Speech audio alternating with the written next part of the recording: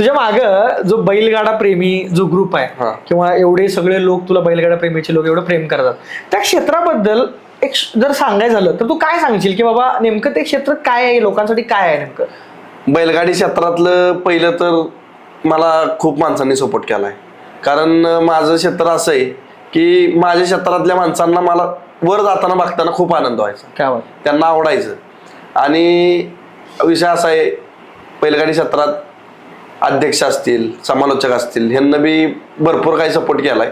विलास देशमुख आमचे व्हायचे, त्यांना तर इतका सपोर्ट केला की ती घरी अख्खी आमच्या टीम घेऊन आलेले, सगळ्या गावात कार्यक्रम घेतला त्यांना, माणसांना सगळ्यांना सांगितलं. प्रत्येक मैदान व्हायचं, प्रत्येक मैदानावर विलास देशमुख यांना सांगून पुकरायला लावलं सगळ्यांना, अथर्वला वोटिंग करा, वोटिंग होतं, वोटिंग करा.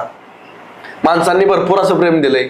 आणि मी आज आहे तर माझ्या बैलगाडी क्षेत्रातल्या माणसांमुळे आणि सगळ्याच जनतेमुळेच मी आज इथे. काय वाट आहे.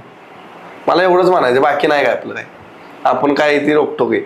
बैलगाडी क्षेत्रात किंवा बैलगाडीच्या मैदानात तो अथर्व ज्यावेळी शो मध्ये काय वगैरे नव्हता, तो तिथं कुठं गर्दीत असायचा किंवा आताचा अथर्व स्टेजवर असतो, याच्यावर काय सांगशील? पहिलं माझं असं होतं, एक 4-5 महिन्या पाठीमागं असं होतं माझं की 6 वाजले की मला चेनच लागायची नाही, मैदान बघायचंच. बर. रोज मैदानावर मी, रोज मैदानावर, डेली रोज. कुठलं मैदान सोडलं ना, खटाव बसणं इकडं खाली, तुमच्या कराडात बी इकडे आलेलो. कसं जायचं? 2 व्हीलरवर. एवढ्या लांब लांब मैदान बघण्यासाठी 2 व्हीलर बघायला गाड्या आणायला मला जावं लागायचं. अच्छा. हा, त्यामुळे जायचो मी.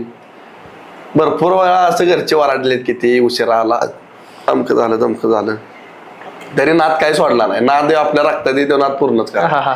पण त्या नादानं मला असं काय आलं असेल देवाच्या विमानात, पोरग कष्ट करते, पोरग्याला यश द्यायचं, कॅच दिला आपण बी कॅच झाला आणि संधीचं सोनं केलं.